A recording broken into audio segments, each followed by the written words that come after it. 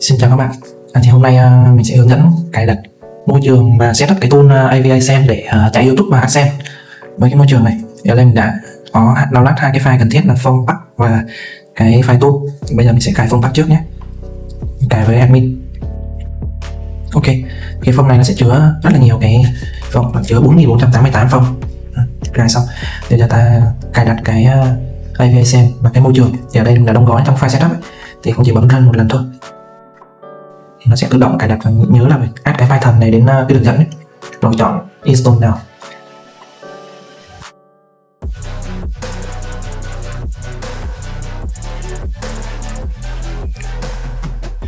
Ok, Python đã cài đặt xong thì close thì nó sẽ chạy bước tiếp theo, nhưng mà thường nó hay lỗi là bước tiếp theo này là nó sẽ bị lỗi và mình sẽ chạy lại một lần. Đấy, mình sẽ, cái này đã cài đặt rồi thì mình sẽ bỏ qua.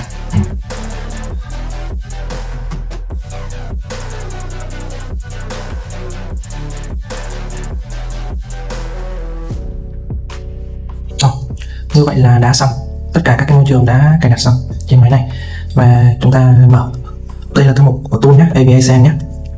Các cái bên ngoài này chỉ là môi trường thôi. Đây là các cái list của Python. Đây là các cái fingerprint mình đã chuẩn bị sẵn. Ở đây có 740 và đây là khoảng 2000 cái fingerprint. Ok, thì bây giờ mình sẽ khởi chạy cái tool lên. Đấy, các bạn đợi một lúc thì nó sẽ download thành công cái tool về này.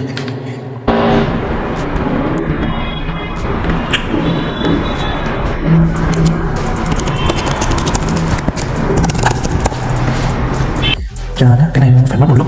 Đây, nhấn run now. Ok, thì ở đây nó là giao diện của phần các cái chức năng chạy này, run mod, các cái chức năng chạy về website YouTube và xử lý về profile các thứ. Cái menu thứ hai là cài đặt website thì mình sẽ giới thiệu nhé.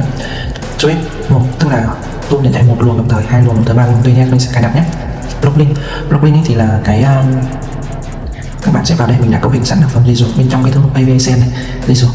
Thì đây block link, file này thì tên gì cũng được nhưng mà để như thế này thôi, và nó gọi là dễ nhìn. Rồi, ví dụ mình cấu hình lại thì google.com cái gì đấy. Rồi reflow size cũng tương tự như block link thôi, nhưng mà nó sẽ, cái view này thì những người thích cái traffic là reflow từ một cái nguồn bên ngoài này, sâu hay gì đấy thì mình để vào thì nó sẽ hiển thị ở trong analytics cái phần này. Thì ở đây mình chọn một click bỏ qua. Tiếp theo là browser profile.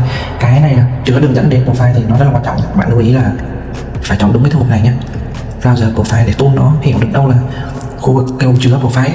Đấy, browser profile, number profile tức là số profile sẽ tạo. Thì đối với cái config này thì mình sẽ tạo 10 trước đã, 10 cái profile chạy YouTube trong cái máy ảnh này, 10 profile chạy website chắc xíu, nó cũng tương tự thôi. Reading times thì reading style thì để mặc định như thế này nhé. Reading time thì cái thời gian đọc trên website ấy, tức là min max là bao nhiêu giây, thì trung bình ấy, thì mình sẽ để mặc định là 99 đến 199 giây. Visit relay rate tức là mình sẽ config để cho đọc thêm số lần ngẫu nhiên trên trang từ 0 đến 2, tức là có thể đọc một lần hoặc có thể đọc tối đa là 3 lần. 2 là tức là đọc thêm 2 trang nữa là tổng là 3 trên một cái user. Working folder, và lưu ý quan trọng là cái thư mục này rất là quan trọng, và cái đường dẫn đến cái thư mục chính của cả cái tool này. Thì các bạn hãy cấu hình đúng ở chỗ này nhé. Đây, cấu hình đúng ở đây.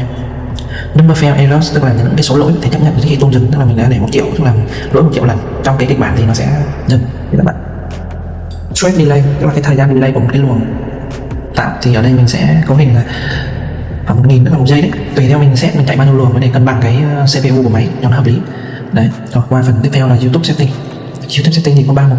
Phần config đấy là video thì cũng đấy, tất cả đều là đưa vào cái tag file giống như cái kia thôi, mình config đọc được nhưng mình để ở một chỗ này cho nó gọn.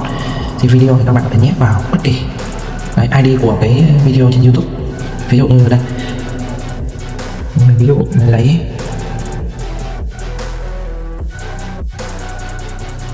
hay ví dụ là một của cái video này, mình copy link này thì nó sẽ có ID đây, thì đây chính là cái ID của YouTube của video. Đấy, mình đã cấu hình vào đây. Keyword, YouTube keyword tức là những cái từ khóa mình sẽ search ở để tìm thấy cái video đấy. Mình nói ví dụ đây. Rồi, YouTube channel thì mình sẽ đặt vào cái thẻ của kênh MrBeat, account MrBeat tức là cái username của kênh. Rồi, ở đây là có các cái config tùy chọn cho các bạn, mình để mặc định một cái giá trị gọi là khá là phổ biến. Mình có thể cấu hình ở đây search view phần trăm, tức là tỷ lệ cái view search nó sẽ xảy ra là khoảng 4%.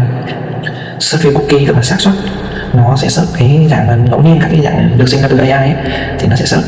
Trên cái này thì sẽ dùng chủ yếu cho cái việc là cái chức năng expert view này, nó sẽ kết hợp vào để mà nó tự động phân phối một tỷ lệ. Đấy, home tức là cái view trang chủ ấy, hoặc đề xuất đây, trang chủ thì mình có để là 30%, và cái view đề xuất này thì mình có để 30%. Nên các bạn có thể tùy chỉnh để tỷ lệ mong muốn trong phù hợp đó. Thì nếu nó đạt cái đạt giới hạn tỷ lệ này thì nó sẽ chọn những khác hoặc là đúng đi đấy, tùy theo nhé. Rồi tiếp theo là đến chức năng like, thì mình đang để cấu hình tối đa 100%, ở đây sẽ là 1000, thì mình để muốn để like 10% thì mình sẽ set là 100. Rồi ít like thì tương tự như vậy, thì mình muốn là 5% thì mình để 50 hoặc 30, tức là 3%. Đấy, subline thì mình cũng để khoảng 50%. Comment thì mình để 100% đi, tức là 10% tức là 100. Đây là cái tỷ lệ chạm số nhé, phần nghìn, mình đang tính là phần nghìn. Thì cái comment này nó sẽ dựa trên cái tiêu đề của cái video, và AI sẽ tạo ra những cái kịch bản, cái mẫu comment nó không có bị trùng lặp, nó có cái yếu tố liên quan để tránh spam. Search filter tức là cái này sẽ dành một số tính năng nâng cao khi mình search ấy. Mình tìm kiếm trên YouTube thì như các bạn muốn up video mới lên mà không tìm thấy, đúng không? Thì mình có thể lọc, là có cái bộ lọc là today này. Đấy, thì mình có thể lọc video trong ngày hôm nay, thì đây cũng là các bộ lọc mình đã tích hợp. Rồi phần cookie time này là cái thời gian tối thiểu và tối đa để xem một cái video trên YouTube, nó xem ngẫu nhiên đấy, để nó đưa cái cookie cho cái tool này. Đấy, mình đã lựa chọn rồi. Ok, min watching time, cái này sẽ tính theo phần trăm, tức là phần trăm xem tối thiểu và tối đa trong một cái video của kênh mình nhắm, kênh của mình chạy. Thì đây là cấu hình khoảng 7 đến 100, tức là 70% đến 100% random trong cái ngưỡng này. Rồi phần tiếp theo là phần SEO setting. SEO setting thì đây tính năng nâng cao dành cho website, tức là mình sẽ ví dụ mình chỉ nhập một cái domain bất kỳ vào đây. Đây là cái domain mình target để SEO. Đấy, cái search keyword tức là các cái từ khóa mình sẽ search để mà tìm thấy cái bài của domain đấy, thì mình để là search keyword. Đấy, thì các bạn cứ tạo file bất kỳ vào đây, sau đó mình cấu hình vào. Đây, bất kỳ tên thật là nhiều cái từ khóa vào đây thì tool nó sẽ xử lý ha. Cái cấu hình cái đường dẫn đến đây là được, tool sẽ nhận và mình chỉ việc thay cái data vào đây thôi. Rồi match keyword run tức là tổng số từ khóa nó sẽ chạy, nó sẽ lấy để tìm kiếm trong cái search workflow này, thì mình để là chẳng hạn 3 thì nó sẽ tìm 3 từ, tổng số là 3. Rồi ctr min và max tức là nó sẽ tự động điều chỉnh cái tỷ lệ ctr này nếu như mà tìm thấy từ khóa, tìm thấy domain này trên cái kết quả tìm kiếm, nhưng mà nó không nằm trong cái giới hạn cái ctr này, thì nó sẽ không click và nó sẽ thực hiện cái tác vụ khác. Cái language ctr này mình cũng nên bật lên nhé. Đây là một cái tập số mình xem nó dựa trên tỷ lệ xếp hạng của từ khóa để nó quyết định cái tỷ lệ nhất.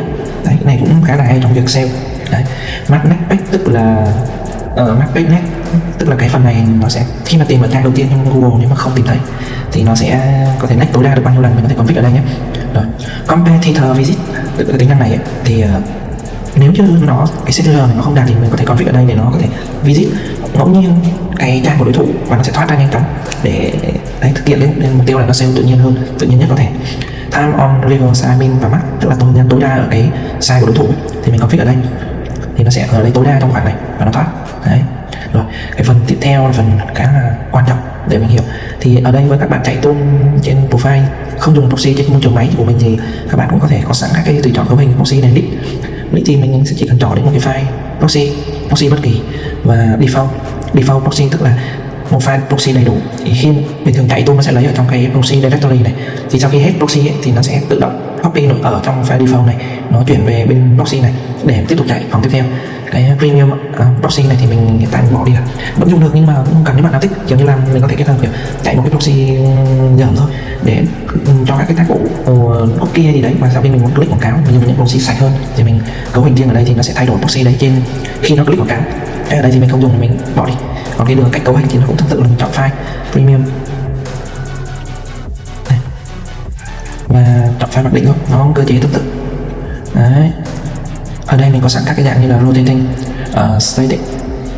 static và TCP. Đây là một tính năng rất là nâng cao, tức là mình có thể chọn cái TCP cho cái proxy của mình nếu với những trường hợp mà mình đã biết trước các proxy là cái gì. Đây, cái phần này rất là quan trọng cho những anh em chơi nâng cao, tức là cái TCP này rất là quan trọng đối với AdSense traffic, mà nếu mà chạy nó không khớp TCP với một cái lưu lượng lớn là chắc chắn là bị vấn đề nhé. Đấy, dù proxy sẽ sạch đến đâu nhưng mà cái TCP fingerprint này nó không đúng thì nó đều chết nhé. Thì các bạn cứ cấu hình đầy đủ vào đây. Windows tất cả các file đây mình không làm sẵn ở đây. Đấy, ở đây các bạn cấu hình đầy đủ là Win, Android và iOS thì mình cũng có đầy đủ loại này nhé, nếu mà cần mình có đầy đủ. Rồi set proxy thì mình bỏ đi, ở đây mình không dùng. sorry, mình phải cấu hình trước đầy đủ tất cả các file đấy.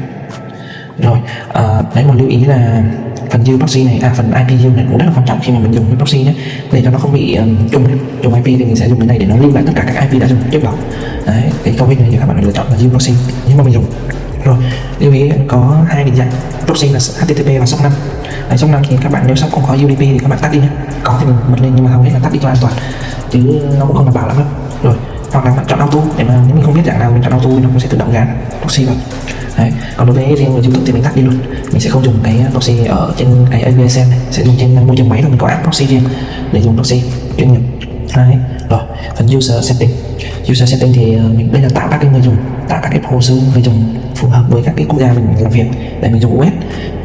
Mình chọn web và premium user tức là tỷ lệ cái user chất lượng cao, mình đã dùng cho mục đích điều chỉnh CPM cho cái tài khoản. CPM thì bắt buộc mình sẽ nhắm vào các cái đối tượng người dùng cao cấp đấy, sang chảnh để cho cái giá to nó cao hơn. Các bạn có thể lựa chọn tăng giảm tỷ lệ này. Đấy, cái phần login account này thì mình để đến app thì mình hiện tại cũng chưa phát triển gì. Rồi, hiện tại mới có login account Gmail thôi, thì các bạn cũng cấu hình vào đây. Tương tự đường dẫn đến cái file Gmail thì định dạng bên trong của nó sẽ là cái này. Đấy, cách nhau bằng cái dấu gạch này nhé, mail, email, mật khẩu và mail khôi phục.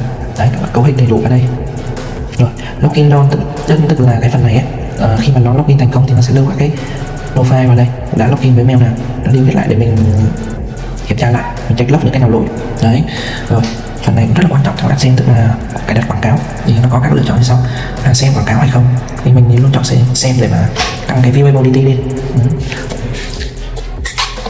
As style tức là cái kiểu xem quảng cáo thì nó có thể là tùy từng mỗi trang nó có, nếu mình biết trước cái số lượng quảng cáo trên trang thì mình có thể cài là 10 thì nó sẽ xem 10 quảng cáo, nó xem tỷ lệ cố định. Mình không có cái này mình có thể tùy chỉnh được, muốn xem 5 thì mình để nó tùy cái này, tùy theo thôi. Đấy thì thế nhưng mình thì hay chọn cái by impression này, tức là nó sẽ tự động quét các cái quảng cáo có trên trang web đấy để nó xem cho đúng với cái con số diễn ra mà mình không cần phải config nhiều. Đấy, rồi khi đã chọn web style by impression thì mình sẽ lựa chọn cái này, tức là by impression để mình kích hoạt cái công tắc. Rồi đấy, đến tiếp theo mình có cái as watching time, tức là cái thời gian để xem quảng cáo thì mình đang để 15 giây. Đấy, các bạn có thể tùy chỉnh thời gian xem nhưng mà tối thiểu là 15 giây nhé, vì xem mà ngắn quá nó không có hợp lệ được. Time per hour search ad tức là thời gian tối đa để nó xem quảng cáo. Đấy, nó đi tìm quảng cáo ấy. Nếu không có thì trong bao lâu thì nó sẽ bỏ qua, nên mình đã để là time hour là 20 giây.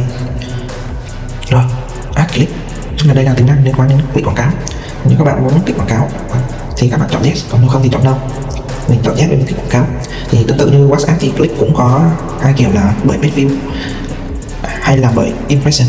Ở page view thì nó sẽ có hình của nó này, tức là sẽ ra cái giá trị tối thiểu và tối đa khi mình view bao nhiêu view, trung bình thì nó sẽ click một cái min max. Đấy, thì với cái này thì mình cũng phải set một cái file, tức là cái ngưỡng threshold page view. Đây, page view cao. Đấy, thì mình để đây để cho nó đếm cái số lượng page view đã đạt được cái mức trung bình ở đây chưa thì nó sẽ click. Đấy, còn mình thì mình chọn impression vì nó rất là linh động, nó sẽ đếm cái số impression ở đây. Sau đấy nó quyết định là nó click hay không, mình sẽ chọn là click after impression. Đấy, mình click thì nó sẽ có giá trị về config là mình để mặc định là 200 đến 250, tức là tổng số impression hiển thị là 200 đến 250 thì trung bình thì nó sẽ click một cái. Thì với cái tùy chọn này thì mình sẽ phải cấu hình cái add impression, tức là cái file này để tool nó record lại các cái impression nó đã đếm được. Đây, mình để file là impression và add click threshold, tức là nó sẽ xét một cái ngưỡng dựa trên cái tỷ lệ này min max này, nó xét một cái ngưỡng thì để mà tool nó đếm khi nó chạm được cái ngưỡng thì nó sẽ bắt đầu click. Đấy, mình cũng cấu hình vào đây. Rồi, what app tức là nếu sau khi click vào một trang quảng cáo mình phải xem một lúc nữa cho nó hợp lý thì mình bấm vào đây thì nó sẽ có xem cái trang quảng cáo. Rồi, delay khi mà bắt đầu tương tác là 10 giây, đây là đơn vị là mili giây nhé. Đấy, click another link on app tức là nếu mà mình vào trang của nhà quảng cáo mình click vào đâu thêm cho nó chết ấy, thì mình chọn yes, còn không thì mình no thì nó sẽ không click. Ở đây mình chọn yes. Rồi, một cái phần nữa tiếp theo là vô cùng quan trọng, tức là fingerprint. Thì hiện tại mình đây, các bạn dùng các cái key không quan trọng thì các bạn có thể dùng cái online này đấy, hoặc là AVA fingerprint. Những cái pool này thì nó cũng khá là bất cập, cũng tùy từng thời điểm các bạn dùng, có thể dùng có một cái key mình cấp ra cho các bạn mà bạn dùng được trên cái pool cắt thân của mình. Ở đây mình đã chuẩn bị sẵn cái key mình paste vào. Key này là của Microsoft đây, và với cái key này mình sẽ tạo Windows. Ok, thì các bạn chỉ cần lựa chọn như thế này thôi. Đây là tất cả các cái lựa chọn, các cái minimum maximum này thì mình cũng đều có thể cấu hình, nhưng mà nên để mặc định cho nó chuẩn chỉ nhất. Rồi, sau đấy là bây giờ mình sẽ chuyển qua phần chạy, menu chạy. Thì tiến hành bắt đầu chạy setup thì mình sẽ tạo profile trước. mình sẽ chọn tính năng tạo profile. Ở đây mình proxy và các thứ thì mình bỏ qua vì mình sẽ dùng proxy trên máy. Đấy. Rồi, đây mình sẽ cấu hình cái số lượng tạo này, number profile này là 10 thì mình sẽ tạo 10 profile, số lượng chạy đồng thời là 1 thôi cho nó nhẹ. Rồi bây giờ mình sẽ ấn chạy thử nhé. Các bạn để ý mình sẽ mở cái thư mục profile lên, mình sẽ nhìn thấy nó sẽ tạo profile vào đây. Đấy, nó sẽ bắt đầu tạo nhé.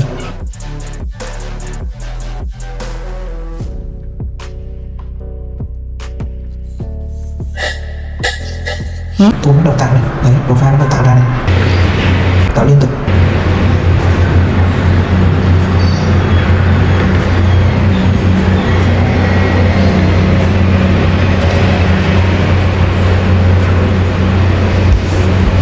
Thì xem nó sẽ tạo có đủ 10 nhé.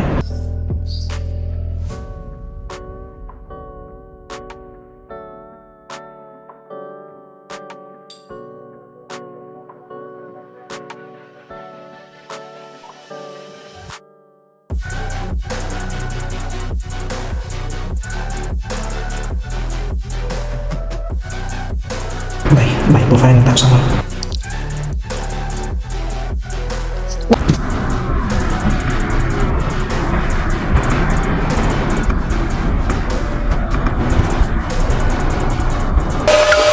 Bọn này nó lấy fingerprint của mình này.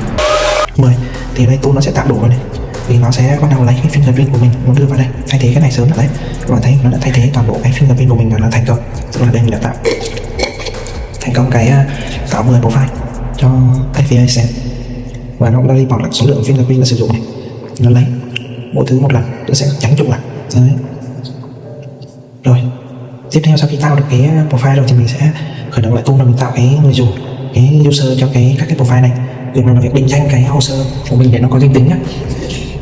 Thì mình sẽ chuyển qua, nó đã scan sẵn rồi thì mình không cần scan nữa. Bình thường mình sẽ scan để mà nó quét ra danh sách các cái profile trong thư mục này. Thì trong cái tính năng offline này thì mình đã tích hợp rồi. Bây giờ thì các bạn sẽ tạo user. Tạo user thì đây nó lúc này mới dùng đến cái chức năng user setting này này để lựa chọn đấy. Và một lưu ý là chức năng này chỉ cần chạy một lần thôi, nên mình sẽ tạm thay đổi cái number profile này về 1, tức là chạy một lần, chỉ cần gọi một lần là nó là xong rồi. Đây mình gọi mình chạy này thì các bạn thấy nó sẽ tạo ra cái thư mục profile. Đấy, đây là profile. Thì để ý tất cả các cái profile này là mỗi cái có một cái ID. Thì ở đây mình sẽ mở ra này. Đấy, mỗi một cái hồ sơ profile mình tạo thì nó sẽ có một cái hồ sơ user riêng của nó. Mình thử mở một cái lên nhé, nó sẽ là một cái user có danh tính rõ ràng. Đấy, tên tuổi, giới tính này, nghề nghiệp, công việc, tuổi tác đầy đủ nhé, thiết bị sử dụng và thông tin email nếu có. Đây là thông tin sẽ dùng nếu mình đăng ký cho nó thì nó sẽ có ở đây. Rồi các cái user khác thì cũng tương tự như vậy. Rồi bây giờ mình sẽ cấu hình tiếp một cái phần biến môi trường. Thì đây các bạn sẽ đưa cái OpenAI key vào.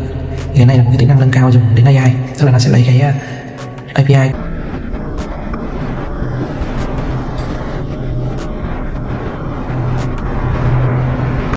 Ở đây mình sẽ mở cái, mình sẽ config.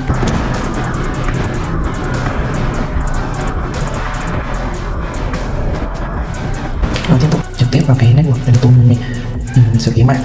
Đây là phiên bản đầu tiên nên còn phiên bản key nữa nhưng mà chưa có release được. Ok.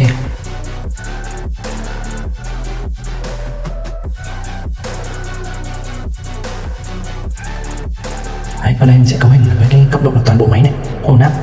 Chọn đến cái proxy là xong. Và cái thứ hai mình sẽ chọn cái DNS để nó định tuyến tất cả cái lớp mạng qua DNS. Rồi sau đấy là ta start. Rồi thì như vậy là các sau khi đã kết nối thì mình kiểm tra lại nhé. Đây nó có IP này, có dual stack là V4 và V6. DNS không leak một tí nào nhé. Rồi thường trên YouTube các bạn nhìn này, nó sẽ có